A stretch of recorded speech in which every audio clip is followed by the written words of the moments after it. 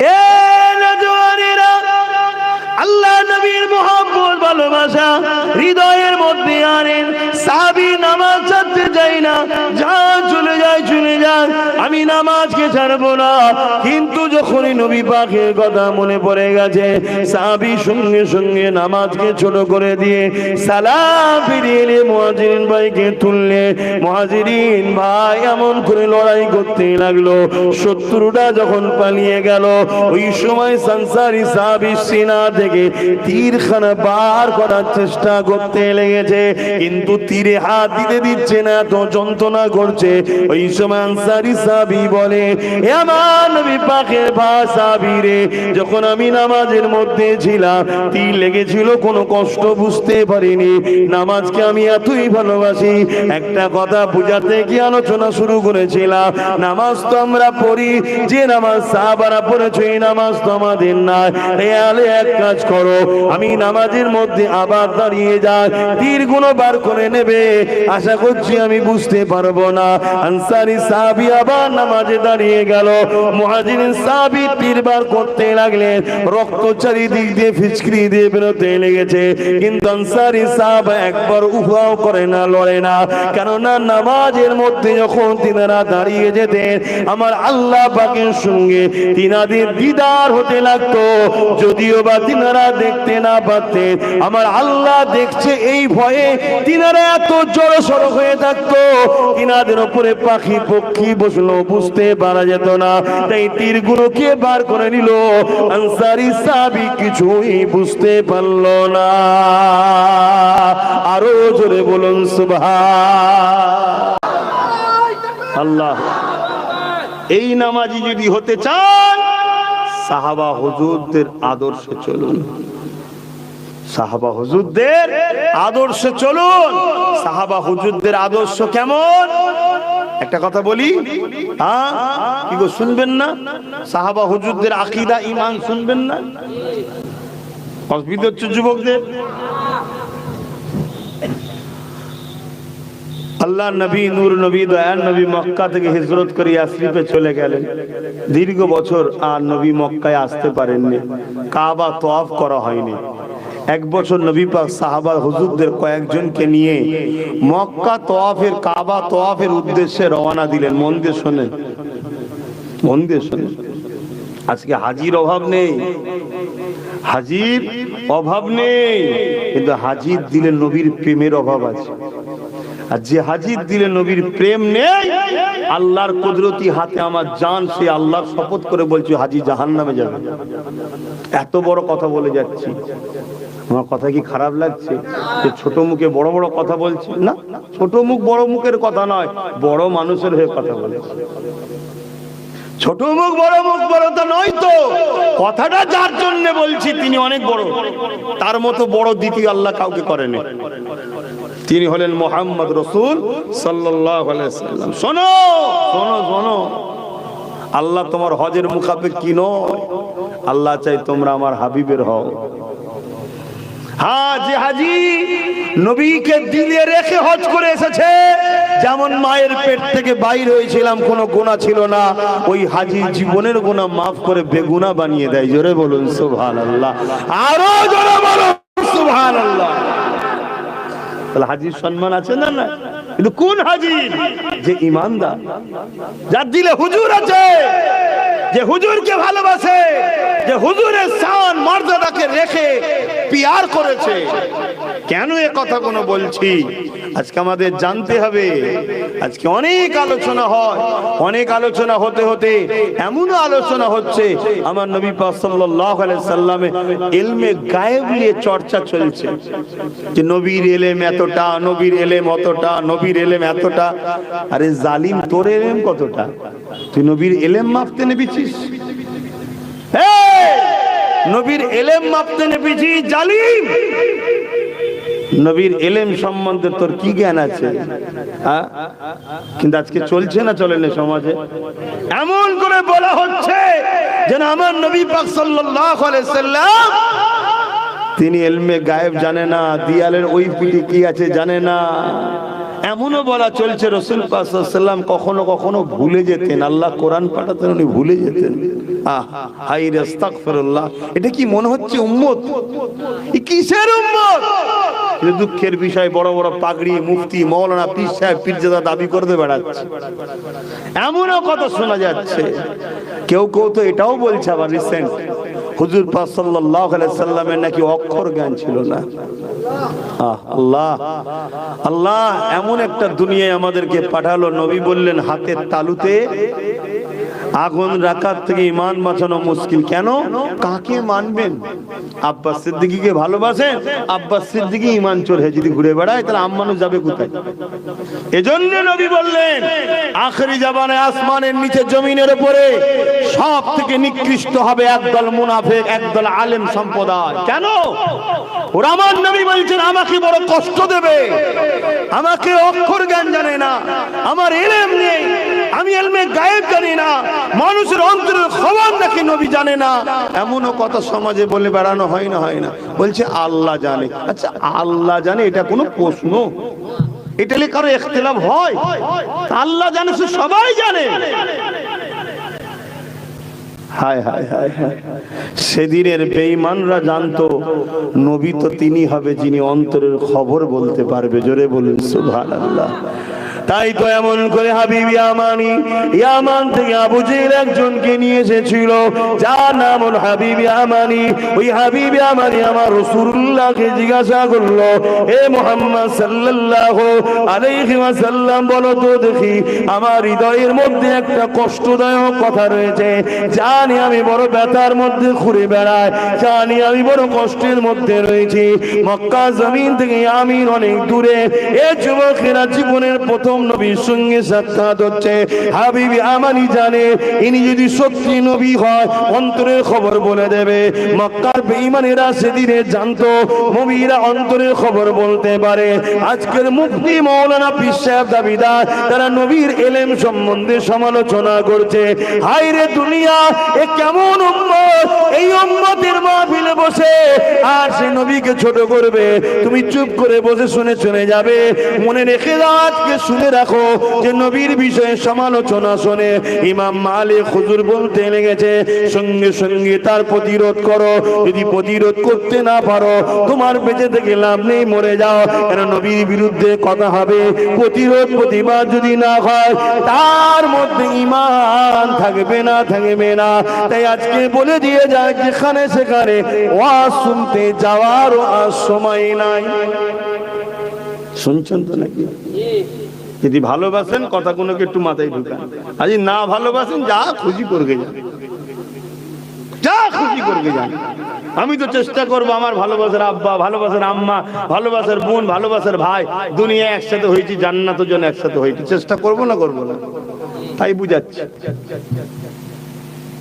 তাহলে হাবিব ইয়ামানি কি বলছে? আমার মনের মধ্যে একটা কষ্ট আছে, একটা বুঝা আছে, একটা খবর আছে, একটা কথা আছে। আপনি বলতে পারবেন? আল্লাহ নবী মুচকি এসে বলল, হাবিব ইয়ামানি শোনো, আল্লাহ তোমাকে একটা কন্যা সন্তান দিয়েছে, বয়সটা তার 8 বছর, যে জন্মগত প্যারালাইসিস। তোমার দিলের মধ্যে কন্যা গেলে বড় ব্যথা বেদনা যন্ত্রণা রয়েছে। তোমার মনের আশা তামান্না এটা, যদি তোমার কন্যারা সুস্থ হয়ে যায়, ভালো হয়ে যায়, এটাই তোমার মনের মধ্যে রয়েছে। হাবিব ইয়ামানি তার দিলের খবরটা নবী পাক যখন বলে দিল, চোখ দিয়ে পানি বেরিয়ে গেল, কিন্তু তথাপি হাবিব ইয়ামানি কলমা কিন্তু পড়ল না। আমরা তো সহজে মুসলমান হয়েছি না, তাই ধর্মের গুরুত্বই নেই, যেখানে সেখানে হা করে যে বসে যাচ্ছি আমরা।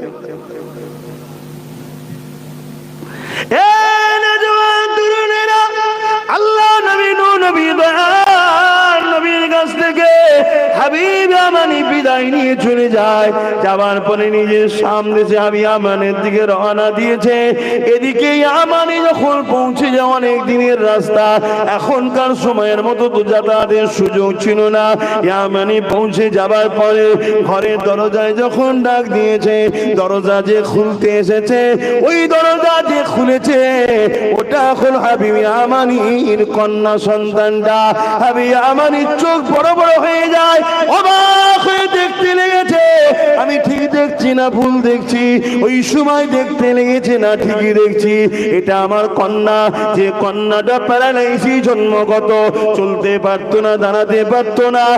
আজ আমি হাবিবে আমানি কি দেখছি, আমার কন্যা আজকে সুস্থ এবং নিজে পায়ে হেঁটে হেঁটে দরজা খানা খুলে দাঁড়িয়ে আছে।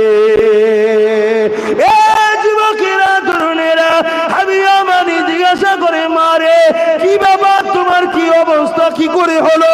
ওই কন্যা তখন বলতে লাগে, বাবা একদিন রাত্রিরে আমি ঘুমিয়েছিলাম, একজন নুরানি ব্যক্তি এসে এমন করে আমাকে বলে, মারে উঠে দাঁড়াও। আমি বললাম উঠতে পারি না। উনি বলতে লাগলো, মারে দিল থেকে একবার মেনে নাও লা ইলাহা ইল্লাল্লাহ মুহাম্মাদুর রাসূলুল্লাহ। এটা বলার পরে বলল, মারে এবারে বিসমিল্লাহ বলে দাঁড়াও। আমি যে বিসমিল্লাহ বলে দাঁড়ালাম, আমি দাঁড়াতে পারলাম, চলতে পারলাম, এমন করে কেমন করে আমি হাঁটতে শুরু করে দিলাম। হাবিবে আমানি চোখ দিয়ে পানি গড়াতে লেগেছে। ওই মহিলাটা বলতে লেগেছে, কন্যা বলতে লেগেছে, বাবা জান একটা কথা তিনি বলে গেছে আপনাকে জানাবার জন্য, যে তোমার বাবা এলে জানিয়ে দিও তুমি খুবই শিগগিরই তোমার আব্বা হাবিবে আমানি তিনিও এই কালেমা খানা পড়ে নেবে। আরো জোরে বলুন সুবহান। যুবকেরা, তরুণেরা, হাবিবে আমানি মেয়েকে জিজ্ঞাসা করে, মার একটু বর্ণনা দাও ওই নুরানি ব্যক্তিটাকে কেমন দেখতে ছিল।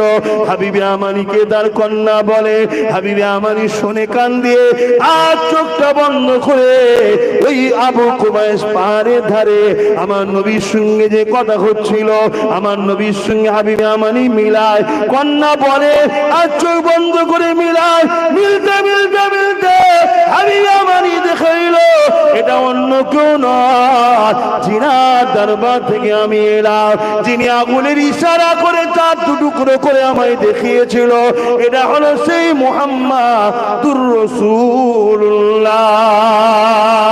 আরো জোরে বলুন সুবহান।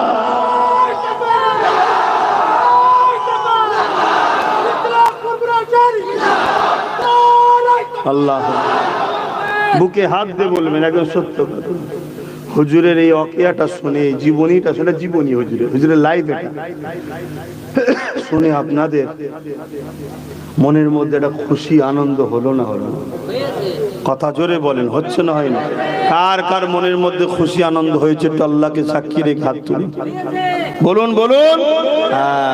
এটা হলো ইমানের নমুনা, এটা ইমানের নমুনা। দাড়ি পাঞ্জাবিরাও রাখে, শিখ পাঞ্জাবি বোঝেন না, ওদেরও দাঁড়িয়ে আছে।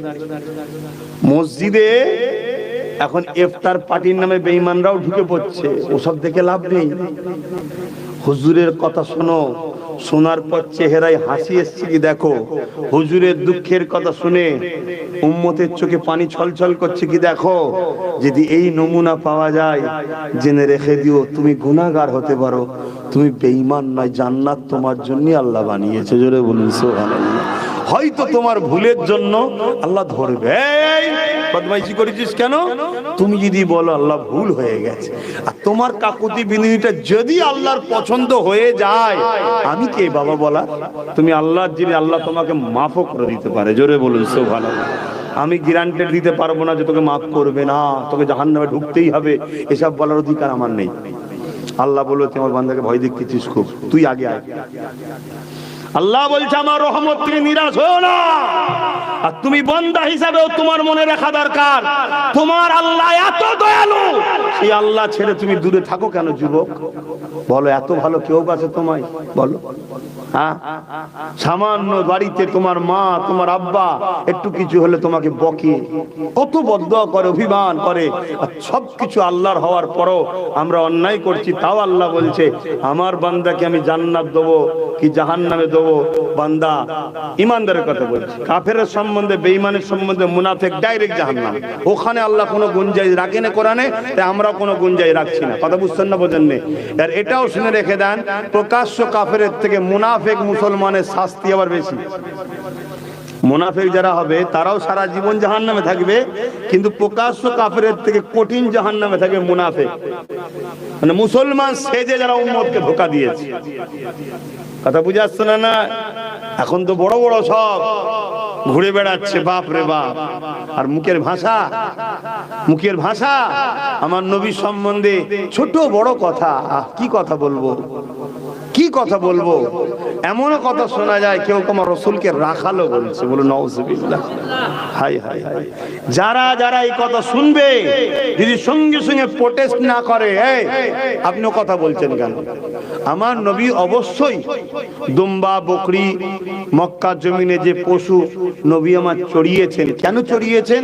আমার উম্মতের একদল গরিব হবে, তাদেরকে এই কাজ করতে হবে, সে যেন নিজেকে ছোট না মনে করে। আরে আমার হুজুর তো এই কাজ করে, যত হুজুরের সুন্নাত মনে করে করবে, সে যেন নিজেকে ছোট না মনে করে।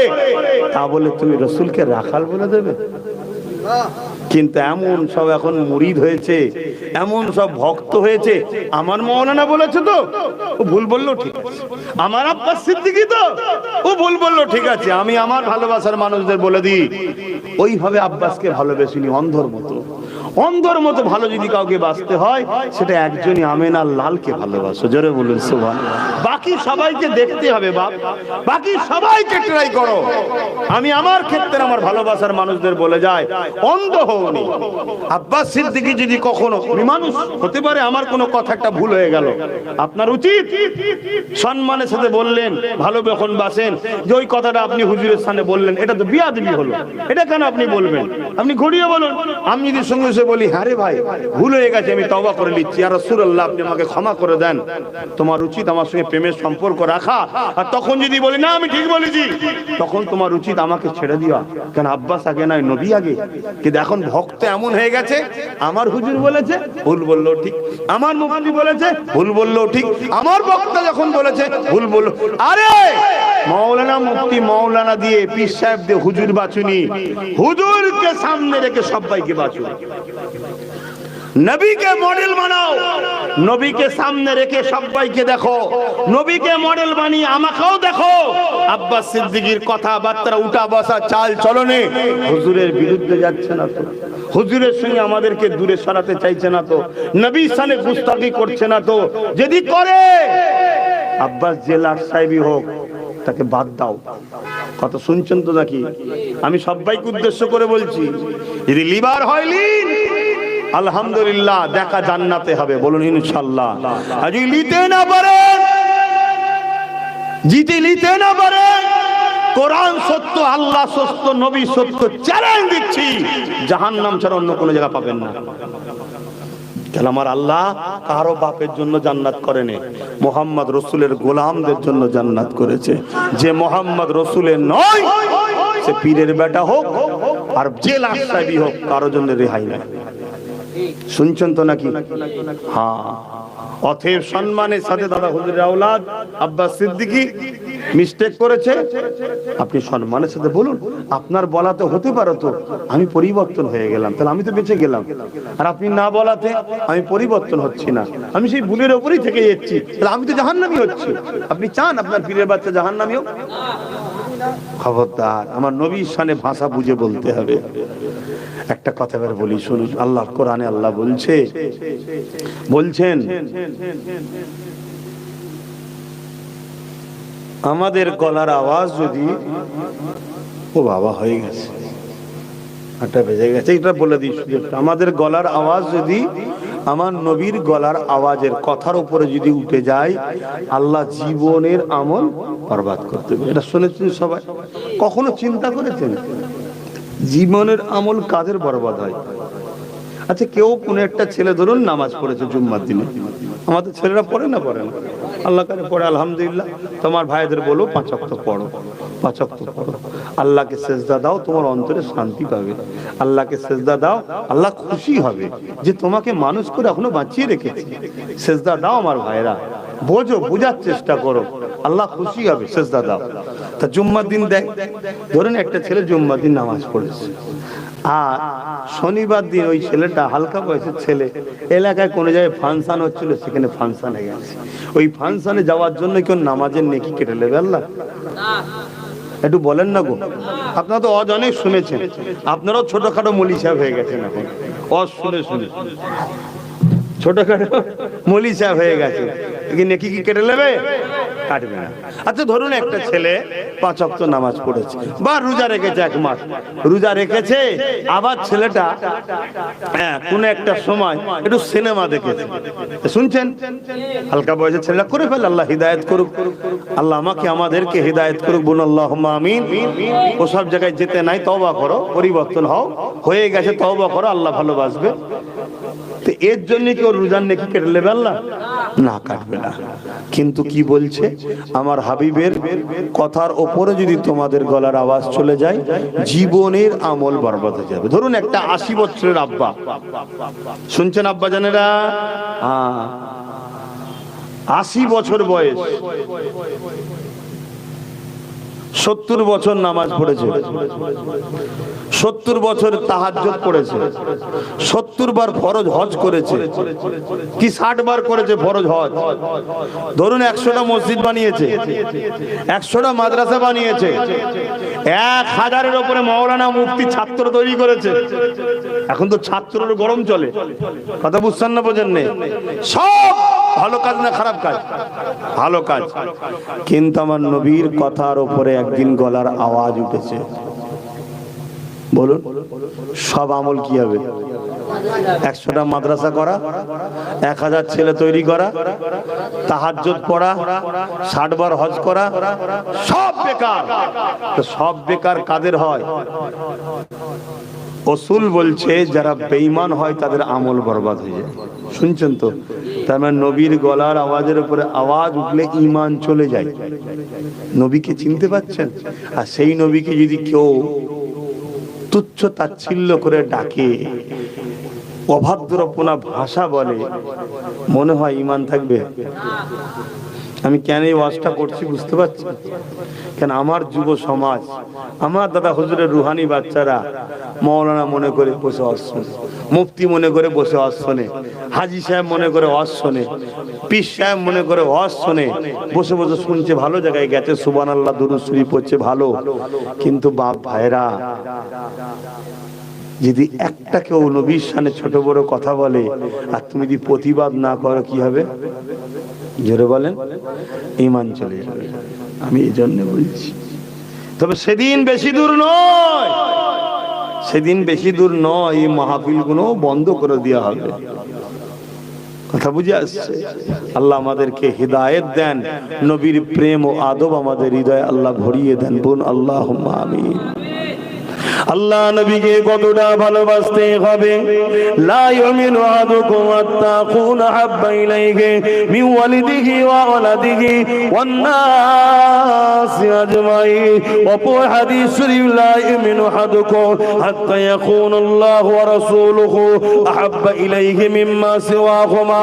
অপর হাদিস শরীফ, সালাসুন মান কুন্না ফীহি ওয়াজাদা বিহিন্না আলাওয়াতাল ঈমান মান কানা আল্লাহু ওয়া রাসূলুহু আহাব্বা ইলাইহি মিম্মা সিওয়াহুমা ইলা আখিরিল হাদিস। এই যুবকেরা, তরুণীরা, বাপেরা, সব হাদিসের একটাই লক্ষ্য, একটাই রাস্তা, জমি জায়গা, টাকা পয়সা, ঘর বাড়ি, ছেলে পুলে, বাপ মা, সন্তান, সবকিছু থেকে, এমনকি নিজের জানের থেকে যে বেশি রাসূলুল্লাহকে ভালো না বাসতে পারবে, আল্লাহ নবী জানিয়ে দিল সে পাকা কাঁচা নয়, ঈমানদারি নয়। অনেকে বলে পাক্কা ঈমানদার হতে পারে না, পাকা কাঁচা নয়, ঈমানদারি নয়। শুনছেন তো নাকি? সব কিছু থেকে নবীকে বেশি ভালোবাসতে হবে। একদিকে নবী আর একদিকে আপনার জান। আপনি জান দেবেন না নবী থাকবেন, আপনাকে জানটা দিতে হবে, তবে ঈমানদার। নবী, আপনার স্ত্রী, পরিবার, বাচ্চা, পরীক্ষা হতে হবে।